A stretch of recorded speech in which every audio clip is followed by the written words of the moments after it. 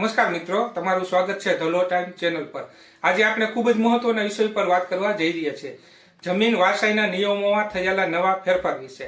વર્ષ 2026માં જમીનના વારસાગત હક અને રેકોર્ડ અપડેટ સંબંધિત કેટલાક મહત્વપૂર્ણ નિયમો લાગુ થયા છે, જે દરેક જમીનધારક અને તેના પરિવાર માટે જાણવા ખૂબ જરૂરી છે। જો તમારી પાસે ખેતીની જમીન છે, પ્લોટ છે અથવા તમારા પરિવારની મિલકત છે તો આ વિડીયો અંત સુધી જરૂર જોવો। તો ચાલો શરૂ કરીએ। સૌપ્રથમ સમજીએ કે વારસાઈ એટલે શું।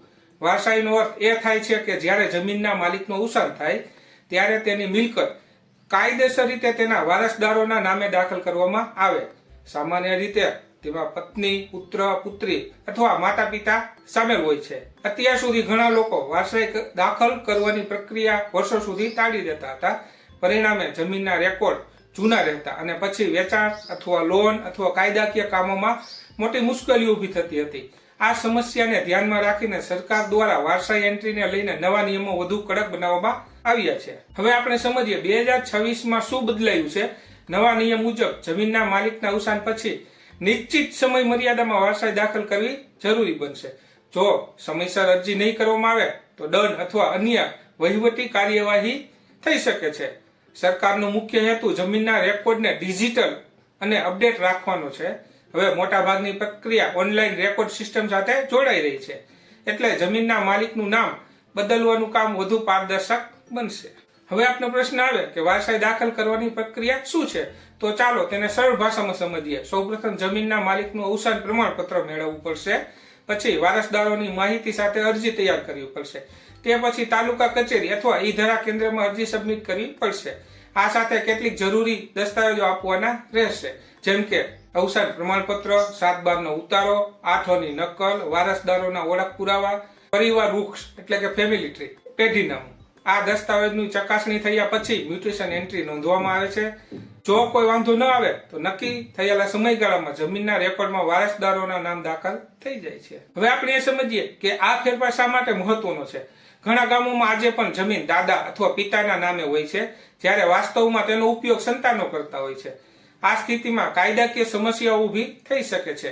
ઉદાહરણ તરીકે જમીન વેચાણ અટકી શકે, બેંક લોન ન મળી શકે, પરિવારના સભ્યો વચ્ચે વિવાદ પણ થઈ શકે। નવા નિયમોનો હેતુ આવી સમસ્યાઓ અટકાવવાનો છે। ચાલો એક સરળ ઉદાહરણ લઈએ। માનો કે એક ખેડૂત પાસે 5 એકર જમીન છે, તેના અવસાન પછી તેના 2 પુત્રો અને 1 પુત્રી વારસદાર છે।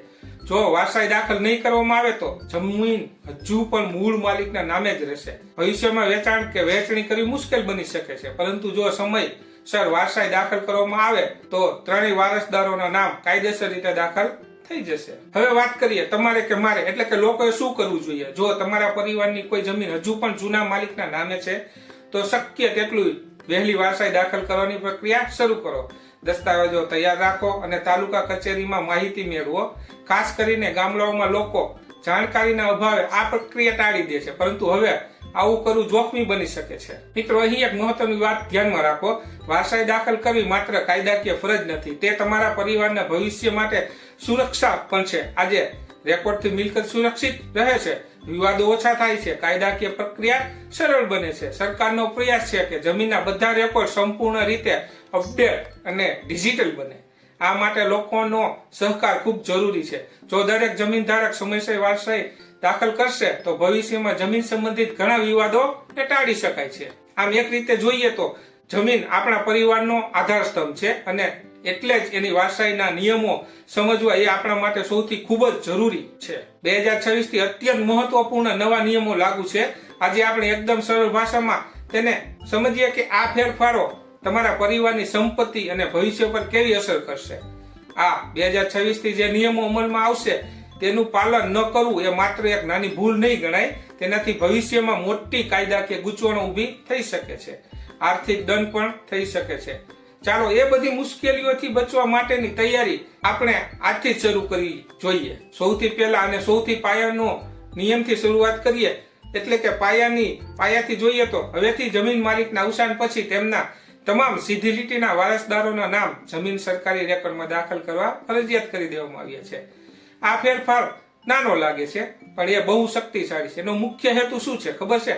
ભાઈ બહેનો અને પરિવાર વચ્ચે જે મિલકતના ઝઘડા થાય છે તેને મૂળમાંથી જ રોકવાનું છે। હવે તમારા મનમાં સવાલ થતો હશે કે આ સીધી લીટીના વારસદાર એટલે કોણ સમજી લો. કાયદા પ્રમાણે તેમાં મૃતક વ્યક્તિના દીકરા, દીકરીઓ, તેમના પત્ની અને જો કોઈ સંતાન કાયદેસર રીતે દત્તક લીધું હોય ને તો પણ તેનો સમાવેશ થાય છે. અને હા, અહીં ખાસ ધ્યાન રાખજો, દીકરીઓનો હક પણ દીકરા જેટલો જ છે, એટલે નામ ઉમેરવું પણ એટલું જ ફરજિયાત છે. એક રીતે જોઈએ તો આ નિયમ કવચ જેવો છે. એ વાતની ખાતરી આપે છે કે કોઈ પણ કાયદેસર વારસદારોને, પછી તે દીકરો હોય કે દીકરી હોય કે પત્ની, એના હકથી કોઈ વંચિત ન રાખી શકે. ઘણીવાર આપણા સમાજમાં જોઈએ છે કે દીકરીઓના નામ ગણવામાં નથી આવતા, પણ હવે આ ભૂલ કાયદાકીય રીતે ચલાવી લેવામાં નહીં આવે. યાદ રાખજો, આ કાયદો માત્ર સંપત્તિની નહીં, સંબંધોની પણ રક્ષા કરે છે.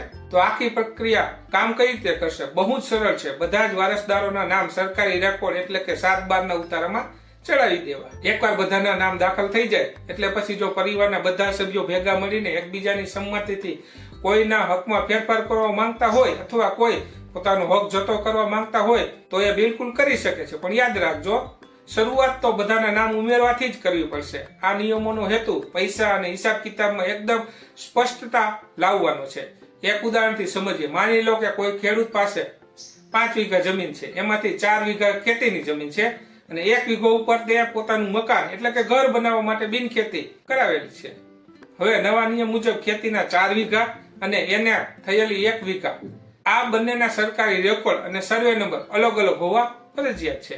તેમજ ખેડૂત પરિવારોને વારંવાર એક મોટો સવાલ મૂંઝવતો હોય છે કે જો અમારી જમીન પર બેંક લોન ચાલુ હોય તો શું વારસાઈ થઈ શકે? શું અમારે વારસાઈ કરાવતા પહેલા અમારી આખી લોન ભરી દેવી પડશે? આ ચિંતા સ્વાભાવિક છે. નવા નિયમ સાફ કહે છે કે વારસાઈની પ્રક્રિયા માટે એટલે કે વારસદારોના નામ જમીનના રેકોર્ડ પર ચડાવવા માટે જમીન પરની લોન તરત જ ભરવી ફરજિયાત નથી. લોન ચાલુ હોય તો પણ વારસાઈની પ્રક્રિયામાં કોઈ અડચણ આવતો નથી. પણ આ રાહતની વાત સાથે એક બહુ જ મહત્વની શરત જોડાયેલી છે, એ બરાબર સમજી લેજો. ભલે લોન ભર્યા વગર તમે વારસદાર બની શકો, પણ ભવિષ્યમાં જો એ જ જમીન વેચી હોય અથવા ભાઈ બહેન વચ્ચેના ભાગ પાડવા હોય તો એ પહેલા બેંકની લોન પૂરેપૂરી ચૂકવવી પડશે. બેંક તરફથી બોજા મુક્તિનું પ્રમાણપત્ર એટલે કે એનઓસી લીધા પછી જમીનનું વેચાણ કે ભાગલા પાડી શકાય છે. સરકારે વારસાઈની આખી પ્રક્રિયા પૂરી કરવા માટે એક ચોક્કસ સમય નક્કી કરી દીધેલ છે. કાયદા મુજબ જમીનના માલિકના અવસાનના દિવસથી લઈને 5 વર્ષની અંદર વારસાઈની પ્રક્રિયા પૂરી કરી દેવી ફરજિયાત છે. પણ જો 5 વર્ષ સુધી રાહ ન જોતા પરિવાર પર દુઃખ આવી પડેલ હોય, એના 1 વર્ષની અંદર જ આ કામગીરી શરૂ કરી દેવી સૌથી ઉત્તમ છે.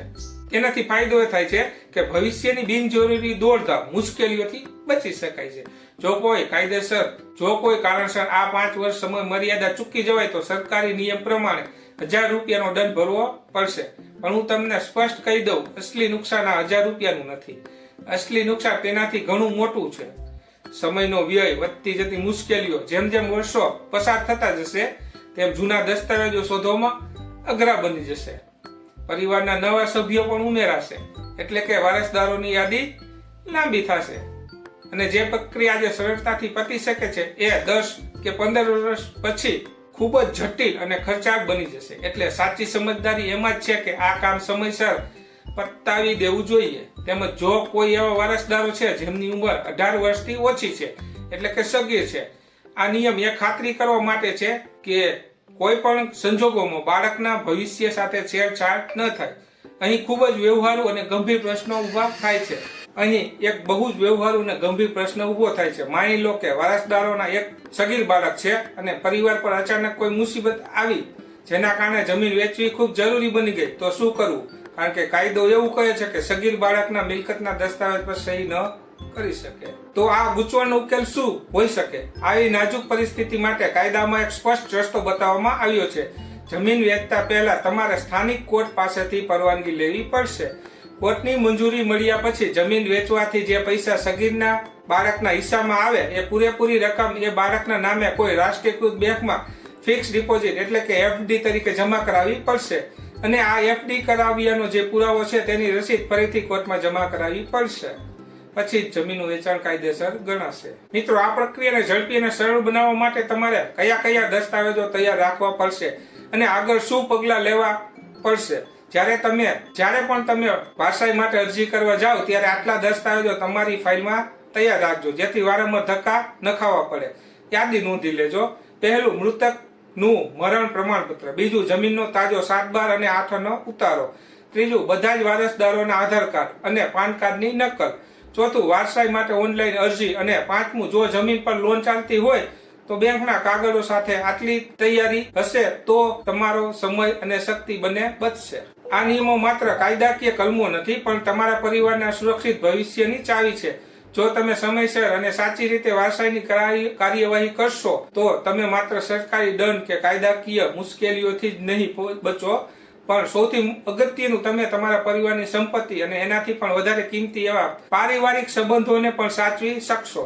એટલે જાગૃત રહો અને સમયસર કાર્યવાહી કરો. અંતમાં એક નાની વાત કહું તો કોઈ પણ કાયદાકીય પ્રક્રિયા શરૂ કરતા પહેલા સ્થાનિક રેવન્યુ કચેરી અથવા સ્થાનિક કાનૂની નિષ્ણાતની સલાહ જરૂર લો, કારણ કે દરેક કેસની પરિસ્થિતિ અલગ અલગ હોઈ શકે છે. મિત્રો, આશા છે કે જમીન વારસાઈના નવા નિયમો વિશે તમને સ્પષ્ટ માહિતી મળી હશે. જો તમને આ વિડીયો ઉપયોગી લાગ્યો હોય તો લાઈક કરજો, શેર કરજો ને ચેનલને સબસ્ક્રાઇબ કરો. હું ફરી મળીશ એક નવા કાયદાકીય વિષય સાથે. ધન્યવાદ.